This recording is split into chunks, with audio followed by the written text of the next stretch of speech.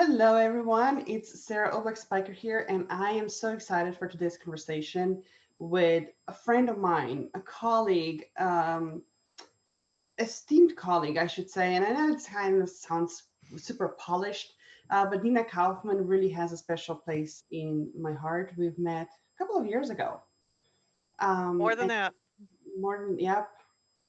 And one thing that immediately caught my eye when I was looking her bio up in the same sentence says stand-up comedy and business attorney. So you're in for a treat today because Nina and I got to connect a few days ago, and we were chatting about how the current reality have changed our lives, how businesses have been changed, and in particular, we dove really deep when it comes to serving businesses who, when you're a professional and you wear your heart on the sleeve and you take pride in really supporting your clients. And with everything changing, you know, where do you draw the line and where do you set the boundaries and how do you do it still in a loving way and in a way that is legally supported?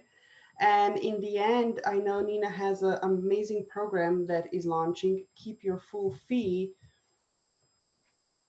And I think this is exactly what our conversation will be focused on, how to keep a full fee as somebody who would give everything to your clients and then turn around and the profit margins are just evaporating a little by little. And you turn around and 24 hours is no longer enough, especially for those of us who are working from home. And you might hear some pitter patter of the feet from downstairs.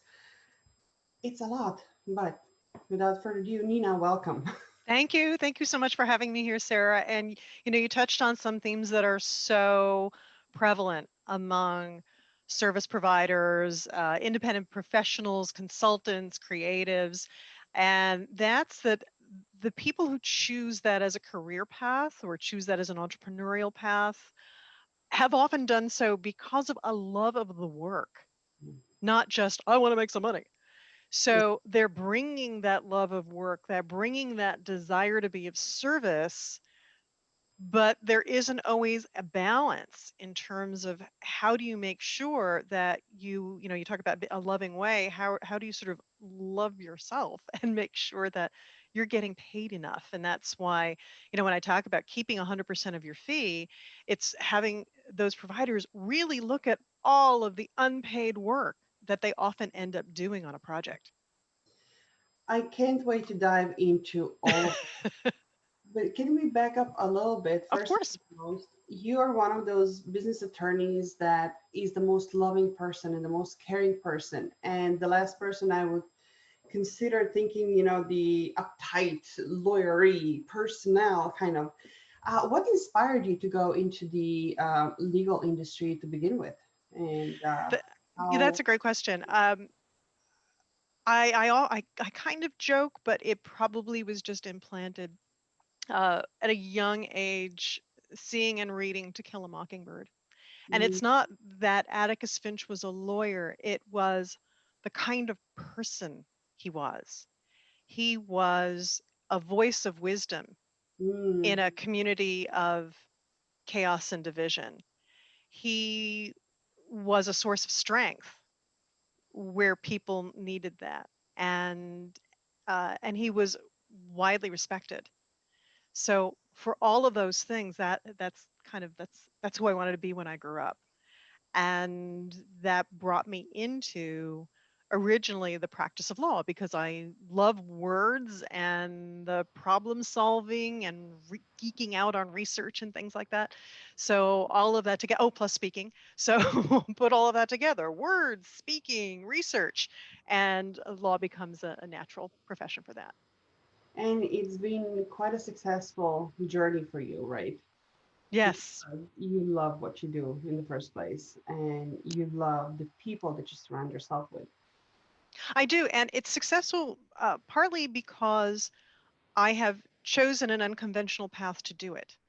Hmm. Um, we see success in Ruth Bader Ginsburg or Amy Coney Barrett, whichever side of the aisle you want to be on. But those are certainly, women who have chosen law Yeah. and law.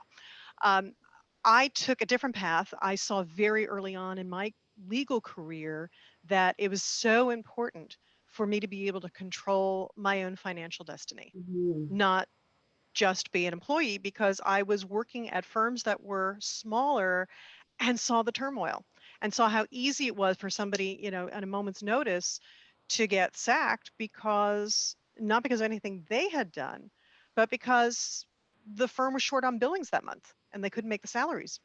So that is a very important reason why I chose to create my own career path, forming my own firm first with a business partner, and then solo now for the last 12 years, Mhm. and wanting an unlimited potential, as Yeah. opposed to the potential of, maybe I'll make partner in somebody else's firm, but what does that really mean other Mhm. than the status? Mhm. And I love this conversation because, as going through a law school, you're not necessarily taught how to run a business. Oh no, not at all. Different learning curve for you, right? It was huge. It was huge. I really learned by doing. I think is it Oscar Wilde who says, good judgment comes from experience, and experience is the name we give to our mistakes, or something like that. Mhm. So, so I've made a lot of mistakes, and but yes, it has opened my mind to a bigger and broader way of being. It's also what gravitated me toward loving to work with small businesses, partly seeing myself in them, but Mhm. also knowing from my training and the discipline that a legal career has given me, Mhm. that is the balance that I can help provide, both as a strategist and as an attorney, to business owners who might be more, if you will, heart centered or creative, but there is that balance of strong foundation, legal foundation, financial foundation, that has to be in place if a business is really going to grow and really going to support you. Yeah. So, you know what? Why don't we dive right into it? Sure. Um, the first thing that comes to mind right now, all the changes, is the pandemic. Our lives have Mm, turned upside down. And I know we spoke about it in particular during our last conversation, which inspired this interview. When parties are finding themselves in a sticky situation where the scope has been determined, it is in a contract, but while the work is being done, things are changing. And yeah. then you want to be a good service provider and you want to satisfy your client. You believe in the, under promise, over deliver philosophy. But where's this fine line, especially in business line as consulting and coaching, where yes, you can do your very best in guiding your client, but you cannot guarantee the results. So where it's this delicate dance of give and take and setting the boundaries and protecting yourself legally and having enough wiggling room to really be there for your clients. Yeah, and that is, I think you've nailed just the conundrum of being a service provider or a consultant, right on the head. How do you strike that wonderful balance between uh, making sure that things are moving along, but also wanting to be more than just checking something off the list, that you really want to provide value to your clients. And I think there are a couple of things to bear in mind with that. In fact, I just did a recording on this just before this call, that as a service provider, you actually have three roles that you may not realize that you have when you're being engaged. First, obviously, is to provide the services. Mm-hmm. The second is, in a way, you're a psychiatrist. Because there are all kinds of reasons that a project will get off track. I mean, certainly the biggest one facing so many right now is COVID. Mm-hmm. How that has thrown projects off track and made people change their sense of deadline or their sense of budget. All of those things are reasons to have to revisit what we thought the expectations were going to be in the first place. But there are other reasons too, that even in the best of times, you may find that uh, a client is, they just get caught up in the flurry of activity within their own business. Mhm. Michael Gerber calls it working in your business, not on your business. So there's a with the day to day that they're not able to take a step back and perhaps give you the information that you need on a regular basis, or they've got personal issues, especially now if you're trying to run a business and you've got 2 or 3 kids at home, each of whom are on a laptop and maybe not in a separate room. Yeah. How do you manage that and manage your own business? It really is a topsy-turvy world. So I think first for the providers who really want to give of themselves is to not take these things as personally. That Mm, yes, you're giving of yourself, and it's important to be someone who prices fairly and handles matters with integrity. But it's not your responsibility to fix everything within your client's business. yep. Your responsibility is to focus on the project. So that's the third hat that providers have to wear. It's not just doing the service, being the provider and the psychiatrist, but it's also being the project manager. Hmm. And this is an area where a lot of those in consulting and creative services are not as strong because it's, sometimes it's just not part of their own training or their own makeup. It's being able to go back to a client, taking that breath, taking a step back instead of saying, "Oh, I have to make the client happy." It's to say, "Whoa, where are we? Yeah. What's really needed? I'm seeing things changing. It's not what we agreed to." Instead of wanting to make the client happy by running down their path, part of how you make a client happy and make them feel secure is to say, "Stop, look, and listen. Yeah. Let's take a breath. This seems to be different. What's changing? Let's have a conversation about it." Hmm. And I won't kid you. It's not easy to do. It is so, there's such a desire to, as you say, want to over deliver. But sometimes for you, when you provide a stronger sense of security by helping reestablish the boundaries, Hmm. you're actually doing more for the client than letting them run crazy down a rabbit hole that maybe they don't need to go down. Oh, I could geek out on this Aren't you glad we're recording? hours. And it brings up a lot of memories also. For those of you in the audience who don't know, I started out as a virtual business manager and then online business management consulting Mhm. agency. And we were working with clients whose scopes have been changing all the time because their businesses were growing so rapidly. And I vividly remember those conversations on Saturday night, when the phone rang and there was an emergency. And yeah, it was like, where do you draw the line? And there are some very elegant ways. And, like you're saying, it's the highest level of service you can provide by being able to put on the brakes and say, okay, let's take a breath, let's reassess, Mhm. and let's reprioritize. And then, if needed, renegotiate. Because at the end Right. of the day, even for those of us who love what we do, it's the business at the end anyway, as opposed to, if you had a product you're selling, you have physical materials that you have to buy, and you have a physical location with overhead, you have employees and the margins like this. In service, it's easy to get lost in the minutia of the working and you don't see the hours go by.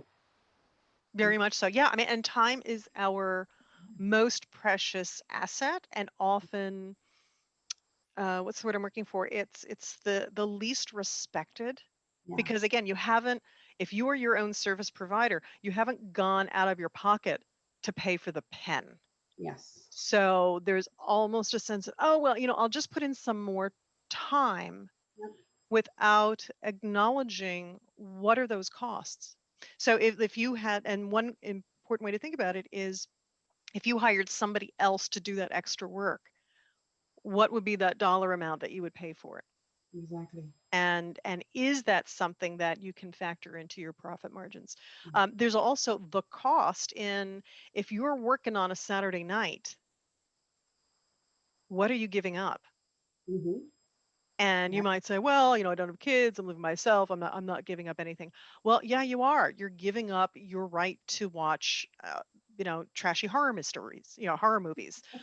You're giving up perhaps time with friends. You're giving up just your own restorative time. Exactly. There is a cost Yeah. to those things. The more that they creep, and the more time you put in, it's important math for providers, if especially those who charge on a flat fee basis. If you're charging $1,000 for a project, you're realizing a great deal more money if you put in 1 hour than if you put in 100. Exactly. Yeah. And since your course also caters to creatives, I think this is such an important point to repeat, that as a creative, you need this idle space. You need the time of not doing anything just to get the creativity flowing. Yeah, When you're on a tight schedule, it's like, oh, you know, it boxed in, it's not working. right. So it's another reason to really build in this maneuver space and protect yourself. And um, it's literally the pillar of your genius for what you're being paid. Hmm. Another last one, I forgot who said it. What comes the easiest to you is what you should get paid the most for. And again, Oh, okay. working intellectual property, it's usually just, oh, it's so simple, it's okay, you know. Yes, yeah, we tend to take that for granted. I've heard it called our unconscious competence. Yeah, That it's something we just do so well, so automatically, that we think, oh, everybody else has this skill, everybody else has this talent, everybody else has this ability. And that's not so. And to your point about rest, I mean, all of the great spiritual traditions say that the universe requires rest. Fields require rest from planting in order to stay vibrant and healthy. God, if you believe, rested on the seventh day. There is always an ebb and a flow, whether you want to look at the oceans and tides and all of that. And that's why, again, when you think about uh, work and rest, particularly for those who are creatives, it's important, because that also ties in with something, Sarah, you and I had talked about, is that sort of inner dialogue of, am I allowed to take time off? Am I allowed to charge more yes, for the time I am spending? yes. And that's curious. Which direction do we go? Do we go deeper into am I allowed? Because the answer is yes, of course you are allowed.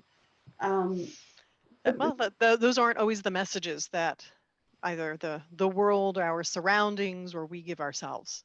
of course, of course. Especially, I think if you have a background in the conventional corporate, you still are literally trading time for dollars, and you might have this concept of my hour is worth X, Y, Z, as opposed to seeing the value, the lifetime value of what you're providing with your services, Right. and base the value on that. But there's another question that's coming up in the current situation, right? We were talking about setting the boundaries with the clients when things are changing and they're changing the scope, their needs are shifting. What if we turn the tables? Like so many service providers, business owners right now have found themselves in a situation that the way things have been done before are no longer working, are not Mm. sustainable, or they just realized, shit, I don't want to do this anymore. And yet they have legal obligations Yeah, with their clients. How do you navigate those waters? that's a really great question. And so, one of the first things that you want to look at is, what are, if you're in the middle of a project, what are the expectations that you've agreed to? And maybe it's an expectation that you've agreed to in the form of a written contract, in which case that needs to be looked at. Um, or maybe it's just expectations that, because we've done things in a certain way and formally, then we're just going to keep doing it.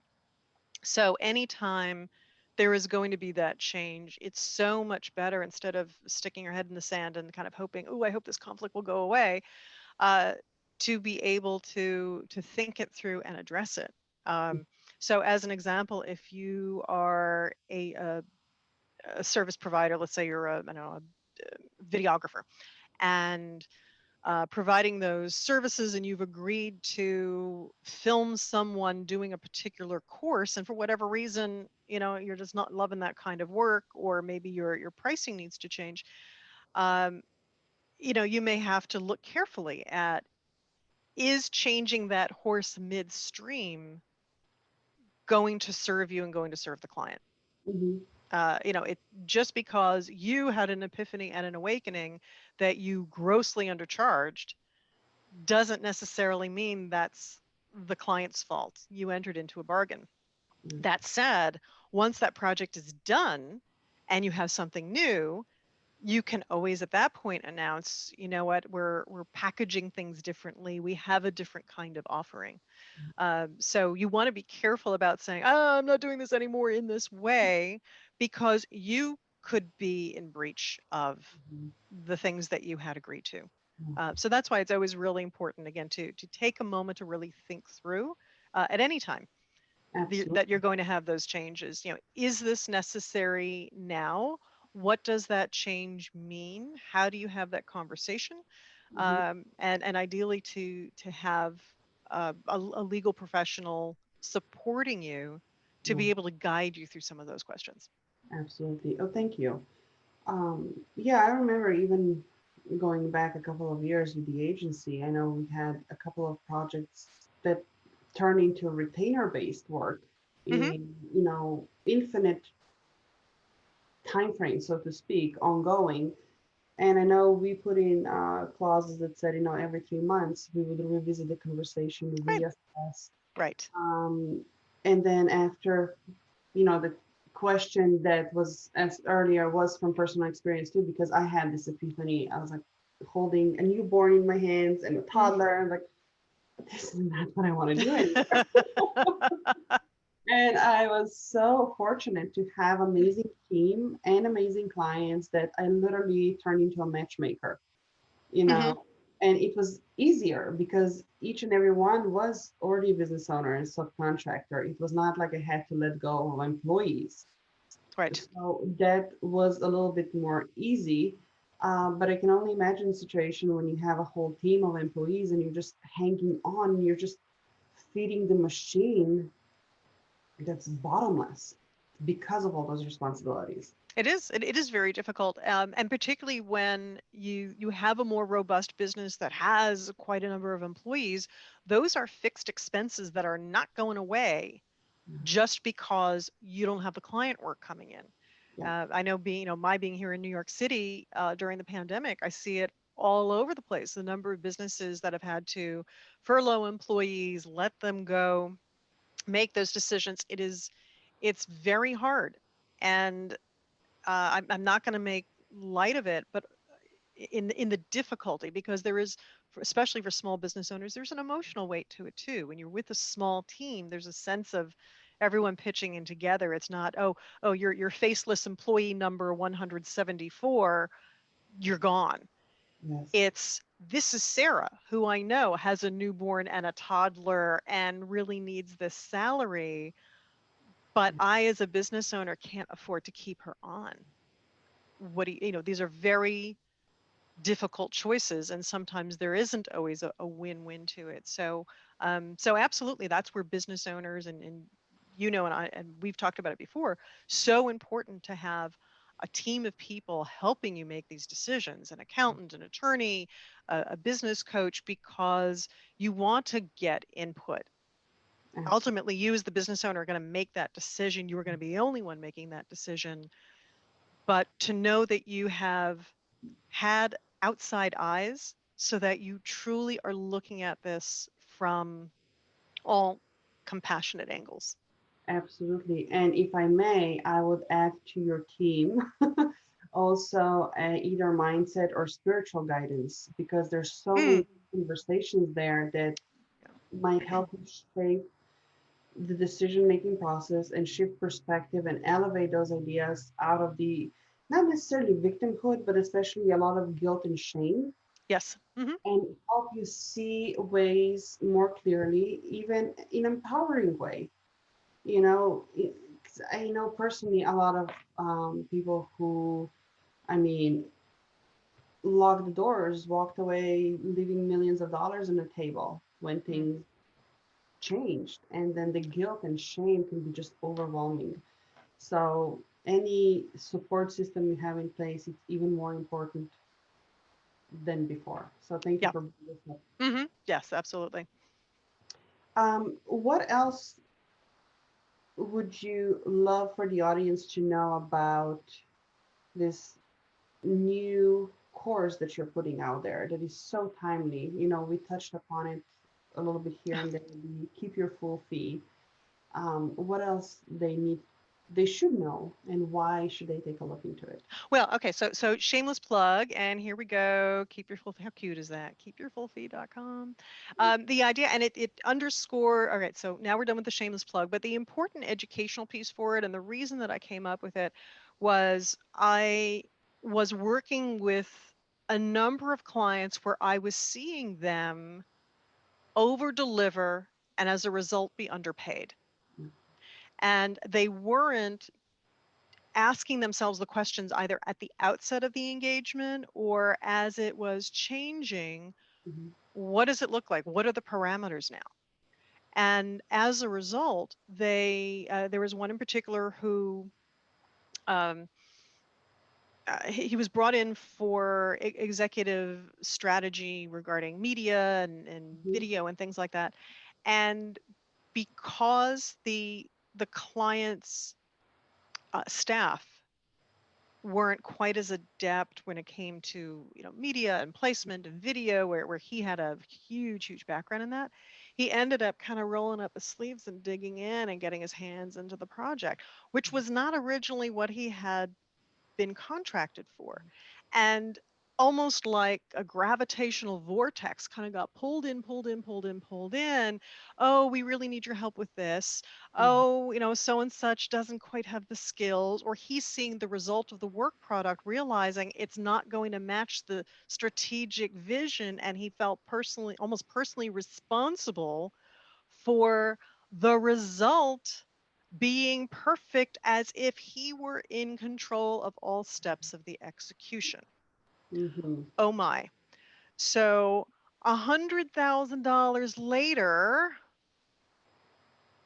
he's going back to the client. Again, it was a good sized client, but going back to the client saying, I think we need to rethink this. And the client says, we don't have that kind of money. Mm-hmm. So what do you do? I mean, the time has already been spent.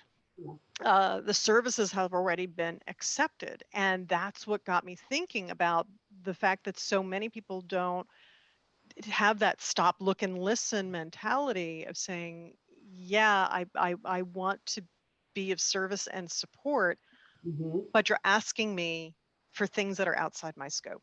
Yeah. And it's important too, as service providers, I know how supremely talented I am, and I know how supremely talented you are. And there are, our own egos got in the way. And for that, for example, for this particular client, some of it too was he had the vision of how it's supposed to look. And and his name is involved with the project, so there's a quality control aspect to it. Yeah. um, but recognizing that as a provider, if you're going to add a quality control piece to it all, that deserves to be compensated. Yeah.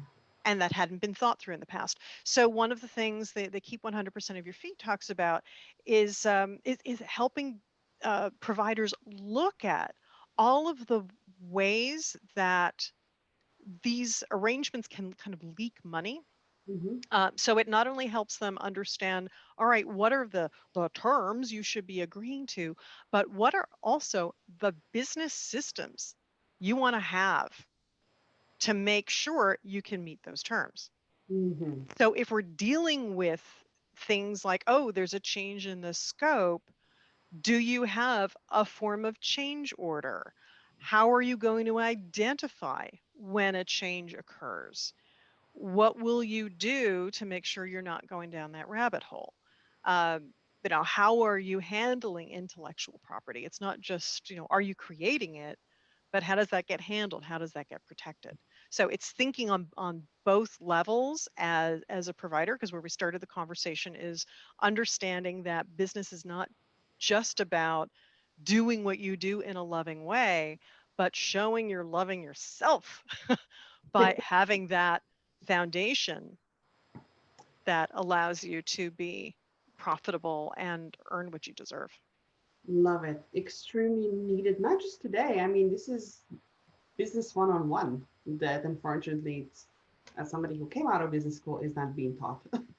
No, no, and to your point earlier, they're not teaching attorneys the business skills.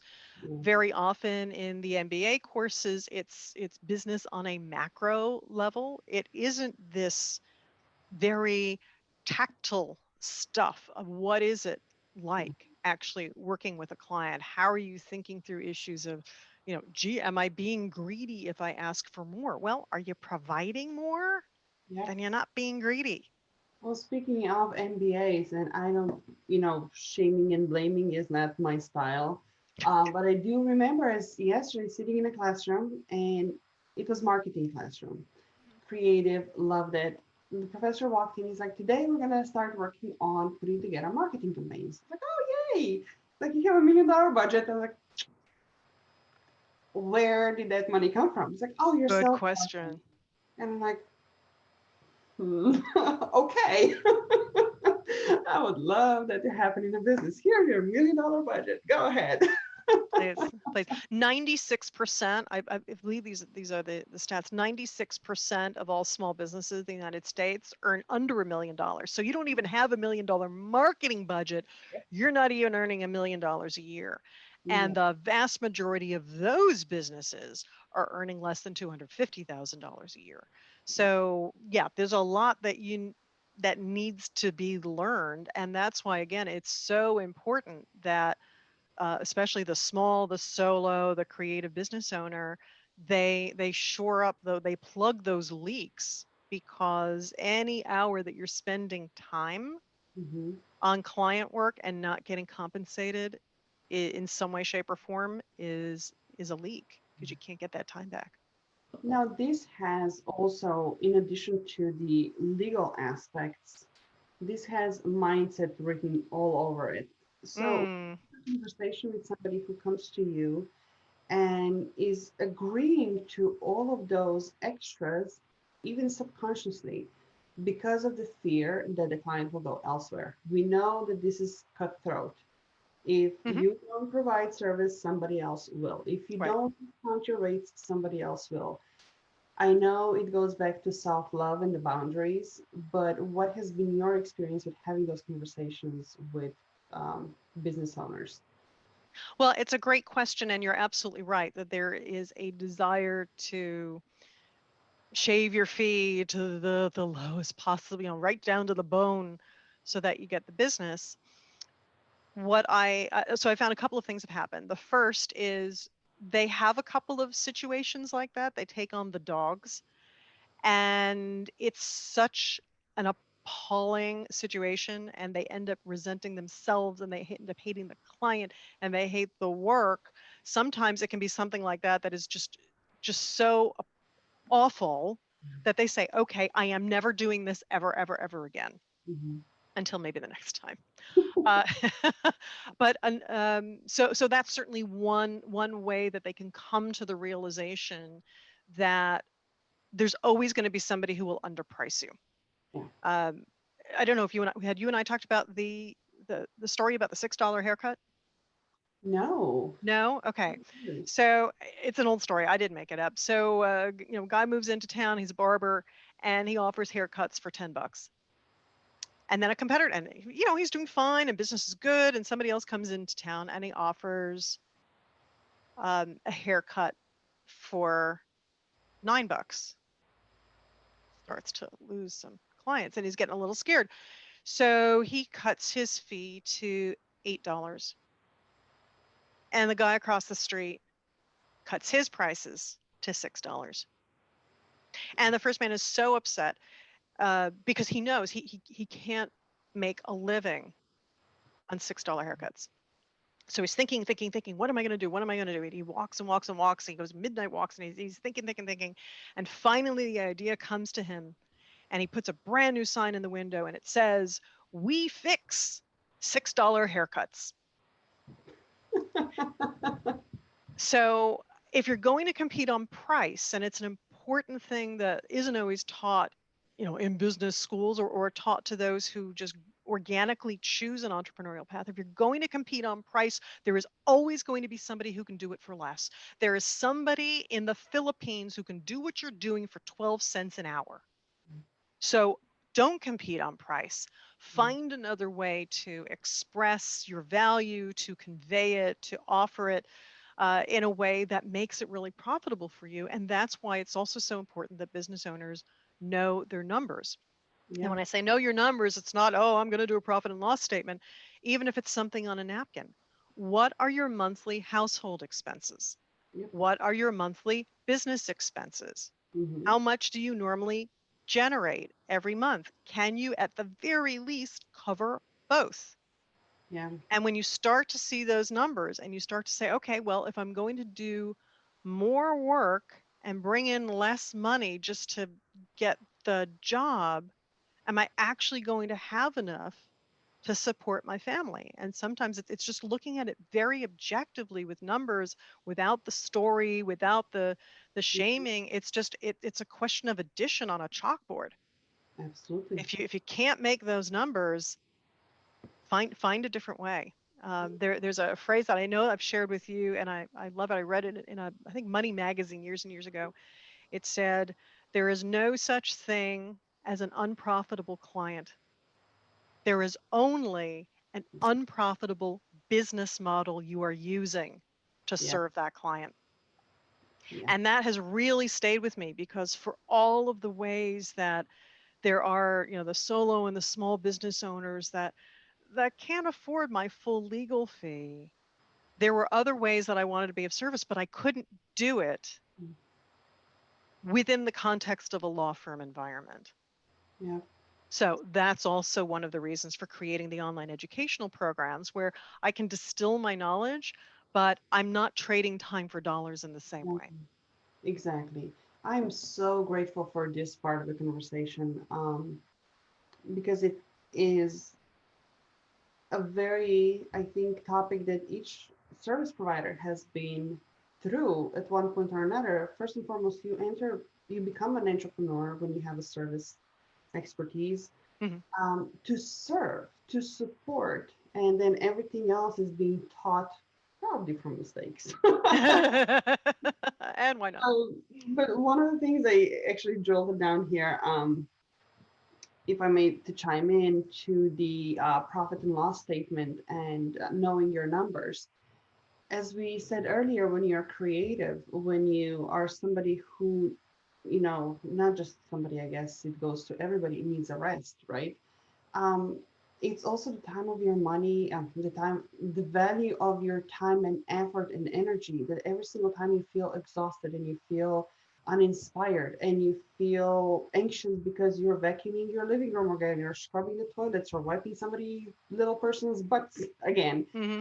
it is valued also. And at the end of the day, if you just add up those numbers, are you in the red, are you in the black at the end of the day, just from energetic engagements, before you even get to the actual cash exchange.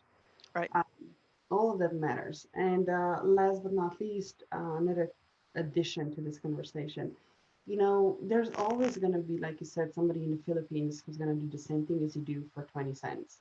Mhm.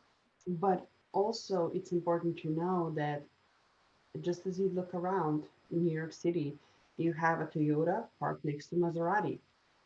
Maserati buyer is not even going to look at the Toyota's showroom. So if you own the value, if you know what the value is that you add, own it. And don't be afraid to ask for full price. Don't be afraid to own and claim the space, because there is a market for it. Yeah, absolutely. And I think to that point of mindset as well, it's not just let's say I'm an HR consultant and I'm now going to work with the biggest of companies. because that isn't always everyone's way, and that may not be where they feel called to serve. But to your point, it's don't just stay small just because that's been your experience. So you kind of want to base who your target market or you're choosing, to some extent based on your experience. What do you know about them? Interestingly, the number of times I've met marketing consultants and I say, who do you like to reach? And they say, oh, well, we work with everyone from the solopreneur to Fortune 500. And I thought, well, you have just violated the first rule of marketing, because you can't be all things to all people. So as you think about your business and how you want to grow it, uh, if you're going for the Maseratis, unless it's something very, very unique, like a Christie's, where you're dealing with a high end, but a few, small number of people, you're going to need a larger staff. Mhm. And if you as a business owner just kind of prefer to do your own thing, then you also want to think carefully about the kinds of clients who will want to work with a solo who just wants to do their own thing in their Right. own time. And so you want to be sure that there's a fit there too. It's not just, oh, I want the Maserati clients because you see ka-ching. Yes. It's, are you a fit for them as well? And do you have the staffing and the bandwidth? And that's also one of the things that the Keep Your Full Fee program and the instructional videos asks as well. Do you have the bandwidth to do this, or are you going to need subcontractors? Are you the kind of person who has a little bit of experience with project management Mm-hmm. to be able to see the lay of the land and who's doing what and keep track of deadlines and things like that? If not, then it may be worth either not taking on that particular project at this time Mm-hmm. or leveling up your skills. There are so many courses online about project management and how can you manage with subcontractors. I'm sorry about that. The one phone I didn't turn off. And they always get you, those telemarketers. Um, and so learning about how can you do that, especially what COVID has shown us is we're heading toward an economy that's going to rely more and more on a distributed workforce, Yeah. that people are not going to be physically in our office at arm's length so you can look over the shoulder and see what they're doing. Yeah. So that takes skills to be able to manage and collaborate with people who Very, are not physical with you. very different. A whole conversation for a whole nother time. Yes. For the audience here, keepyourfullfee.com. The link will be with the Yep. bio Shameless somewhere. plug. Shameless Shame. plug. Yep. Nina, thank you so Thank much. you, Sarah. This has really been wonderful. And again, I hope it, I know we've gone down a lot of different roads for small business owners, but I hope that this conversation just helps them realize that the more you invest in yourself and just getting that strong foundation, the more that supports you in reaching for greater things. Yeah, those are the perfect closing thoughts. So, thank you again to you, Nina, and thank you for each and every one of you here in the audience. Should you have any questions, you know where to find me, you know where to find Nina, and don't be afraid to get in touch. We have your back. Take care. Thank you.